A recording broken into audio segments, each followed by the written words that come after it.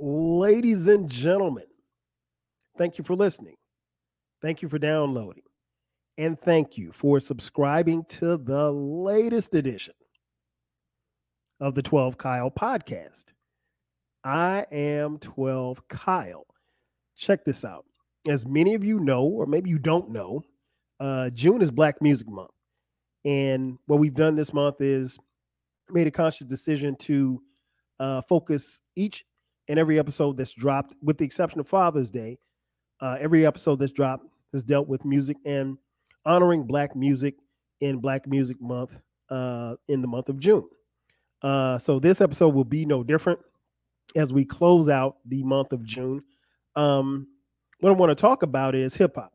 And more specifically, I came across this article, and I saw this article, I don't know, maybe about 6 months ago, and I saved it in my notes or what have you. But the thing that caught my eye was it said the 25 most important hip hop albums of the 90s. Now that's saying a lot, because here's the thing. There were so many albums that dropped in the 90s. If you were around in the 90s, you know that there were several music shifts in the 90s. And some of the music that I'm going to talk about, or that made this particular list, will reflect that, right? But of course, anytime you're talking about lists, the thing that I always say is, you should ask yourself, well, what's the criteria? And if there's no criteria that's established, then you really could be talking about someone's uninformed opinion. In this case, they didn't give a particular criteria, but they listed what they deemed on this particular website. I think it was MSN. The 25 most important hip hop albums of the 90s. And again, that is a very broad spectrum, because there was so much dope hip hop music that came out in the 90s. Now, the thing that I do like about this list of these 25 albums is that they did not rank them, which is important, because I think when you use a word like important, obviously that's opinionated. I mean, I don't know, maybe DMX's album Is Dark and Hell Is Hot was an important album to me, and it may not be important to you. So I like the fact that they did not rank these albums in any particular order. What I'm going to do is I'm going to read you the list, and the way that they separated the list was they just did it in chronological order. So they started from 1990 and went on down to 1999. So again, I think it's dope because, in the 80s, obviously we saw the training wheels come off, if you will, in hip hop and rap, because it was referred to as rap at that time. And then the 90s, became the backbone of what we know hip hop is is today.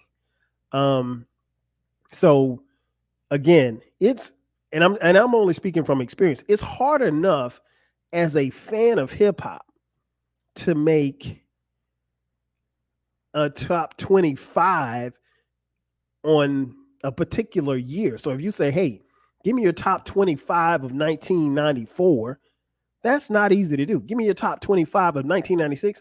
That's damn near impossible, right? So to condense it to 25 albums, important albums of the 90s in that decade, that's saying a lot. And so without further ado, here we go. Number one, again, they're in no particular order. They're only in chronological order. Number one, 1990, Ice Cube, America's Most Wanted. Listen, man, that album, wow, that album to me still gets a lot of major play for me. Obviously, it's a solo album from Ice Cube. He had left NWA, which, and I mentioned before when I did the album review, was a very risky move. I mean, we saw in R&B and maybe a little bit in rock, you would see an artist leave the group and then go solo. But for Ice Cube to leave NWA, the world's most dangerous crew, and to go solo and to produce this album was incredible. That album sonically is one of the best albums, I think, in the 90s. Incredible. I'm a huge Ice Cube fan and a huge fan of this album. That's coming in at number 1. And again, no particular artist because it's 1990. Number 2, Public Enemy, Fear of a Black Planet. This one's high on my list as well. This was Public Enemy's 3rd album. The follow-up to It Takes a Nation of Millions to Hold Us Back, which came out in 1988. The greatest year in hip-hop. But yeah, it was Fear of a Black Planet sonically was crazy as well. And then you also have to understand too that Fear of a Black Planet and Ice Cube's album, America's Most Wanted, were both produced by the legendary Bomb Squad. So there's a tie there as far as, both of those albums. But both incredible albums, and I think worthy of being on this list. Number 3, 1992, Dr. Dre, The Chronic. The Chronic in 1992, I think. The Chronic was one of the few albums, I think, that shifted the genre of hip hop. Not a lot of people can say that. Dr. Dre, the G-Funk sound, it helped really establish the supremacy that the West Coast had on hip hop in the 90s. That was the, they planted a flag in the ground right there. And it couldn't be denied, regardless of whether or not you liked Dr. Dre or you like Suge Knight or you like Death Row Records or anybody or anything. Their dominance I'll make a case that their dominance started with this particular album. And this album, again, I think changed the genre of hip hop, not just being a West Coast album. It changed the entire genre of how music was perceived. Dr. Dre in particular got a lot of airplay on Black radio, white radio, crossed over onto MTV. This album was huge. And I mean, songs like G Thing and, classics like that. I mean, you know why, Dre Day, just to name a few. So that's definitely worthy of being on this list. Number 4, 1992, The Far Side. The album title, Bizarre Ride to the Far Side. This is a very good album. A very, very good album. It's one of the few albums on this list that I did not purchase, but of course I heard it. But yeah, I really like this album.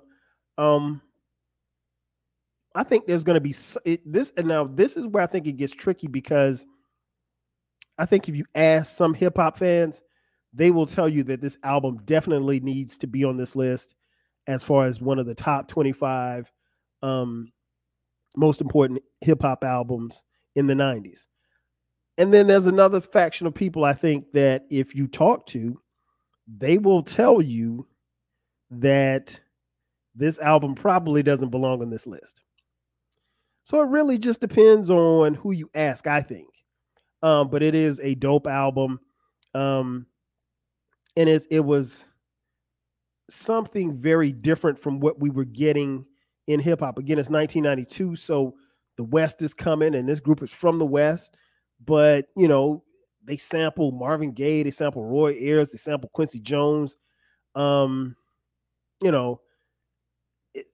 think, with songs like Passing Me By, I think that they laid the groundwork for albums to sound and look and have a certain feel that didn't have to be necessarily gangster. So, in that sense, that may put them on this list. Number 5, 1992, Eric B. and Rakim, Don't Sweat the Technique. I'm going to say something that's probably controversial.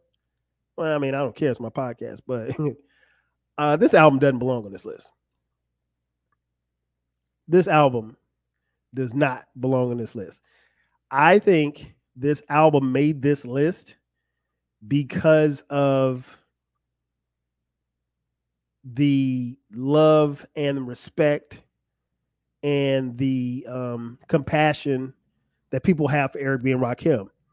And if I'm not mistaken, this was their last studio album together.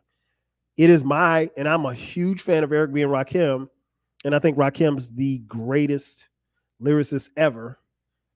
But this album doesn't belong. This isn't really that good of an album. I think this album is probably, if I had to give it mics, it's probably a 3. It is my least favorite Eric B. and Rakim album. There's only a couple of songs on this album that I'm actually going to listen to, and I still listen to this day. It might be 3 songs on this album that I listen to. The rest of it, nah, it's just not there. And Eric B. and Rakim are kind of going through the thing and whatever like that, so you can kind of tell. But nah, this ain't it. Now, if you want to, if you think I'm wrong, I mean, I'm apt to listen. You ain't gonna change my mind, but I don't think this album belongs on this list. I'm sorry. It's a good album, not a great album. It's not better than any of the classics that they put out prior to this album, but it made the list. It made their list. So hey, it is what it is. Number 6, 1993, From the Slums of Shaolin. The Wu-Tang Clan strikes again. The RZA, the GZA. I can go on and on. 1993, Wu-Tang Clan, Enter the 36 Chambers. Yes. Hell yes. This album definitely belongs on this list. Another one I think that is genre changing. 9 dudes out of a borough that most people had never paid attention to in hip hop. And their unique style, their references, how they came as solo artists and came in together as a group, unprecedented. I could talk all day about Wu, but this album definitely is one of the best albums from the 90s. I don't think that is for debate. And so definitely it is one of the most important albums from the 90s. Number 7, 1993, Doggy Style, Snoop Doggy Dogg. Definitely. Again, I mentioned earlier about the West and their dominance. If you don't have this album, I don't know what happens, because Doggy Style was that Doggy Style rode on the shoulders of the Chronic, obviously, and the Chronic introduced us to a young Calvin Broadus Jr., aka Mr. Let It Be Known Snoop Dogg. So yeah, I mean, like, I don't know that if we don't have the Chronic, then we definitely don't have Doggy Style. And Doggy Style was incredible. It not only put Death Row to another stratosphere, but it put Snoop on the map as far as an MC. And it was incredible. I mean, like, it is an album that, I still love listening to this day. So definitely at number 7, Doggy Style.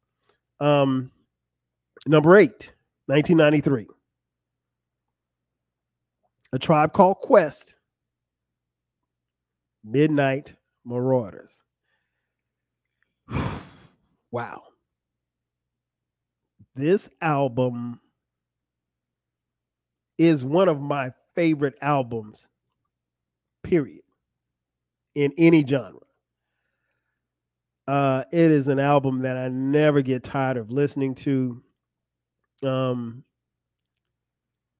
If there was an album that people could say kind of started to bring the East Coast back, it was this one. Rest in peace, Phife Dawg. I love this album. I literally could talk about it forever. One of the dopest tracks on the album, Electric Relaxation. Timeless classic in my opinion. Yeah, that album still bangs to this day and it still goes. Number 9, 1993. Souls of Mischief. 93 Till Infinity is the name of the album. This is a very, very dope album. I think for a long time, this was a very, very slept on album.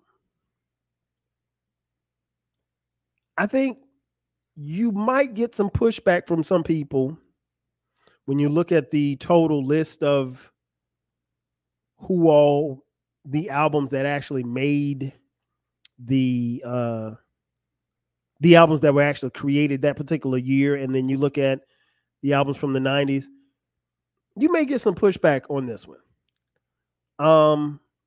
But I think it's a very, very dope album. I think it's worthy of the discussion on being on this list. Again, it was West Coast, but it wasn't gangster rap. And so I think when, and it really doesn't get talked about a lot, but Souls of Mischief, they were a part of the West Coast dominance. People think like when you start talking about West Coast in the 90s, it wasn't all just Death Row. I mean, like, they had some smokers coming out of the West. And by this time, it was some hip hop fans, not all, some, that had made a conscious decision as to whether or not they were going to listen to West Coast hip hop. I wasn't one of them. I was going to listen to whatever. And the West Coast was dope. They made some banging ass music. So I was listening. At the end of the day, I'm a fan. So I'm a fan of music. So if you got dope shit, I'm listening to dope shit. I'm sorry. It is what it is. Number 10, speaking of the West, Black Sunday is the album. The year is 1993. The group is Cypress Hill. With songs like Insane and The Membrane, I will say that this is an incredibly dope album that I never really got into. Not really sure why. Cypress Hill was always those dudes that I knew were dope, and I knew that they made good music, and I knew that they had a really good fan base, but I've never purchased any Cypress Hill music. Not really sure why either. But I think they're worthy of the discussion on being on this list. Number 11, 1994. Nas, Illmatic. This album, in my opinion, is the greatest hip-hop album created in the 90s. Period, point blank. Now, we can discuss it, and I probably can tell you 10 different ways as to why you're wrong. But I'll say it again. This album, in my opinion, unequivocally is the best album that was created, best hip-hop album that was created in the 90s. And so most definitely it is worthy of being on this list of the top 25 most important hip hop albums of the 90s. I tell people all the time, like, the only knock that you could probably give this album is that it's 39 minutes. It is what it is. It's not long. Didn't have to be long. He got in and he got out. Again, one of the greatest albums, in my opinion, one of the greatest hip hop albums of all time. So it's definitely worthy of being on this list. Number 12, 1994. The Notorious B.I.G. Ready to Die. This is a cold ass album. This album, if there's any talk about how or why the East Coast came back, Biggie had something to do with it. So you could say that Biggie helped bring the East Coast back. I think this album still resonates. I will say this much, and I've said this before, and it's worth repeating. I think this album tends to be, or both of his albums actually, I think are really held in very high regard, especially the second album. And I think they're held in really high regard more so because Big isn't here anymore. But don't get it twisted. Both dope albums. This is a very dope album. I probably can do without Suicidal Thoughts, which I went a long time without listening to, the last track on the album. But still an incredible album nonetheless. Number 13, 1994. A dude out of Houston, Texas, Scarface. The album, The Diary. Man, Liz. Wow. You talk about putting the South on the map. I mean, I'm a huge Scarface fan, huge Ghetto Boys fan from like day one. But this album with songs like Never Seen a Man Cry Until I Seen a Man Die, got a lot of airplay, a lot of run in my car, in my dorm at South Carolina State University. And it still bumps. There may be some who push back on whether or not it should be on this list, but I can make a case that it should be. Number 14, 1996, an incredible year in hip hop. The group, The Fugees. The album, The Score. Whoo, cold. What can I say? This album really, really, really took off. I mentioned it in the album review that I did. Some people don't know this, but the Fugees were close to getting dropped because The Score is the second album. Their first album, Blunted on Reality, didn't do well, and their record label was about to drop them. And for those of you listening at home and watching on YouTube, thank you for watching. If you got dropped from your label, that was it. Like, ain't no more recording, nothing. You're done. And you'd be lucky to get picked up by somebody else. So, and I don't think Blunted on Reality was a bad album. I thought it was pretty decent. But, a lot of people came from that album. I mean, a lot of people walked away thinking, well, the girl is dope. These other two dudes, we don't really know. And they came back and they delivered something incredible. Sold a gazillion copies, and their music was all over MTV and black radio, white radio. Videos were everywhere, and a star was born in Lauryn Hill. So definitely worthy of being on this list. Number 15, Raekwon. 1995, Only Built for Cuban Links, aka The Purple Tape. Listen, this album is fire. I'm biased because I'm a Wu-Tang fan. I'm biased because I'm a Raekwon fan. But there are a lot of people who think that this is the best album of the 90s, best hip hop album of the 90s. If you say that, I'm not I'm not going to argue with you. I can't. It's an incredibly dope album. the Purple Tape still goes hard to this day. To this day. Yeah, man. Crazy. Number 16. Also from 1995. Mobb Deep. The Infamous. And I don't know how they jumped around because they went from 95 to 96. But anyway. Crazy. This album, man, listen. It's right up there with the Purple Tape is one of the best albums in 1995, which is saying a lot because 1995 was an incredible year for hip hop. So you get no argument from me. I mean, Shook Ones Part 2, what can I say? Incredible. Then we move to number 17. So then they go back to 1996, a double album from Tupac, Amaru Shakur, entitled All Eyes on Me. This was a crazy album from Tupac. It's not my personal favorite. I think Me Against the World is a better album.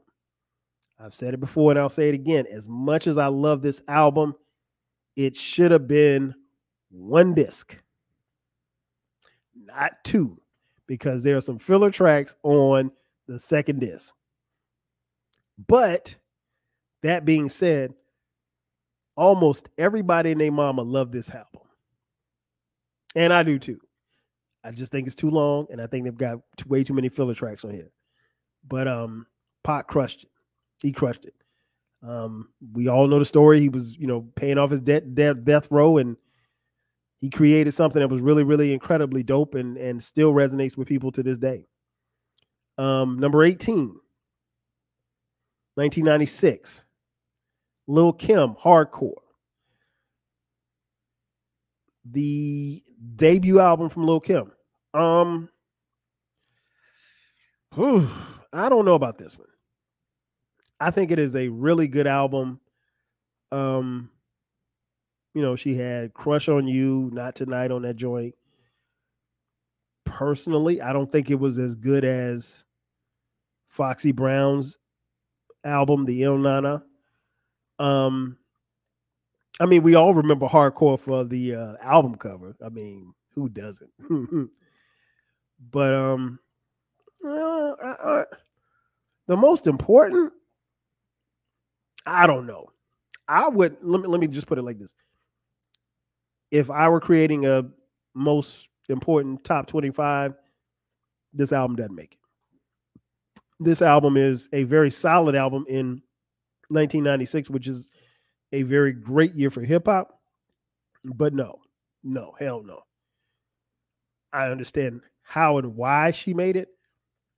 I wouldn't have put it on the list, but that's just me. Number 19, another album from 1996. Reasonable Doubt from Sean Corey Carter, aka Jay-Z. This album is still incredibly dope. Is one of the best albums from 1996. I think it's a classic album. But the thing that I always try to impart to people as someone who was around and someone who was outside in 1996, nobody was talking about this album in 1996.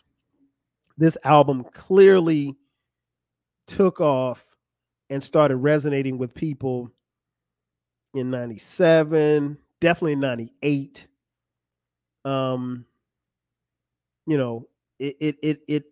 It got better over time. But I think, and I could be wrong, and I'm not looking this up, so if you want to fact check me, you can. I think even to this date, at the time of this recording, I think this is still Jay-Z's least selling album. Like he didn't sell well on this album. But I promise you, even as someone who purchased this album in 1996, there wasn't a whole bunch of people that purchased the album in 1996. And there was nobody, I repeat, nobody in 1996 calling this album a classic, myself included. I've said it before and I'll say it again. My least favorite song on this album is Ain't No. I hate that song. Everything else I love. When I listen to this album, and I listen to it all the time, I skip that song. Don't like it. Number 20, 1997. Again, the Notorious B.I.G., Life After Death. If you're familiar, this album came out 2 weeks after Biggie was tragically murdered. Again, I say the same thing about this album that I said about Tupac's Double album. Should have been a single disc. That's one thing. And I think it's revered a whole lot more because Big is no longer with us. That's not to say that it's not a dope album, but it's a lot of filler tracks. And I think if Big were still alive, I don't know if people would love it as much as they do. I love it. It's a dope album. I still listen to it. But when people start saying, oh, yeah, it's a classic, it's a classic, I don't necessarily know if people would have called it a classic if Big were still alive. It is what it is. Number 21, 1998.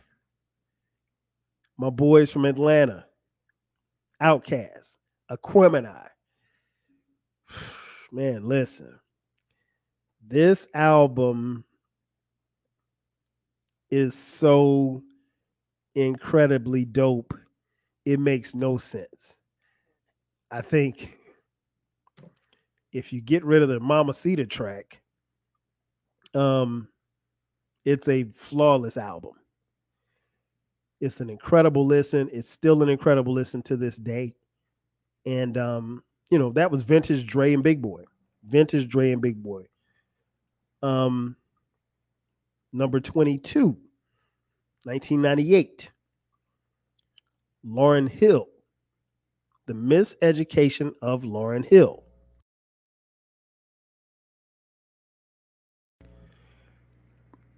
Nah, that ain't it. And the reason why I say that's not it is because it is not a hip hop album. I'm not sure as to how or why people keep putting this album on hip hop lists when it's not a hip hop album. If I'm not mistaken, Lauryn Hill actually raps on 2 or 3 tracks. The rest she's singing. You can call it a soul album. You can call it an alternative album. You can call it a neo soul album. It's probably closer to neo soul than it is anything else. Hip hop it ain't. Lauryn Hill is an incredible dope MC, but she ain't rapping on this album. She's not. So how this album makes the list, people get it confused, man. This album shouldn't be on this list. As much as I love this album, as much as I play this album, as incredibly dope and how much I love L Boogie back then, no, it doesn't belong on here because it's not a hip hop album, period, point blank. Number 23, 1999, Eminem, the Slim Shady LP. That was a joint that had My Name Is. So I think it was Eminem's second album. I think you can make a case for it being on this list. I'll be honest. I may have heard that album 3 times. Not Eminem's music, and I've mentioned before, and I'll say it again. Eminem's music, for as incredible as an MC as he is, his music has no replay value for me. Like Slim Shady LP, the Marshall Mathers Project, all of his albums. I mean, like I'm never going back to this stuff. It is what it is. His music doesn't move me like that. But for him to make this list, I think you can make a case that he should be on this list, and this album should be on this list. Number 24, 1999, Mos Def, Black on Both Sides. I absolutely love this album. Should it have made the list? I don't know. I can think of some that I could replace this album with, but that's not what we're here for. But it made the list as one of the most important albums. I think it's Mos Def's lyricism and how he carries this album and how he carries himself as an MC. You can make a case that it should be on this list. I'm not tripping off of it. I think I probably could find some other albums that I could replace it with, but I'm not mad at it being here. And last but not least, number 25, 1999, the legendary crew from the 215, the legendary Roots crew, Things Fall Apart, coming in at 25. Of course, they had to smash You Got Me with Erykah Badu. They won a Grammy. I love this album. It is the Roots' second best album. I think their best album is Illadelph Half-Life, which came out in 1996. Now, because that is a personal favorite of mine, I would put that album and replace that album on this list. I may be in the minority, but I love Illadelph Half-Life. That album still gets a lot of play from me, excuse me, on a monthly basis. But no, Things Fall Apart. I'm not putting it on there. I'm not putting it on my list. But, there you have it. That's 25 of the most important hip-hop albums from the 90s. Did they get it right? That is a very good question. I really don't have a great answer as to whether or not they got it right. I think you can make a case for some albums being on this list. I think a few like The Chronic are no-brainers. There's some that are kind of on the fringe. And then there's some that, again, personally, you take an album like Hardcore, I'm not putting Hardcore on any most important list. Now, if you want to say the best album covers, yes. But no, I'm just not doing that. Just not doing it. But yeah, hit me up. Tell me what you think. I think this has been a great way to close out the month of June.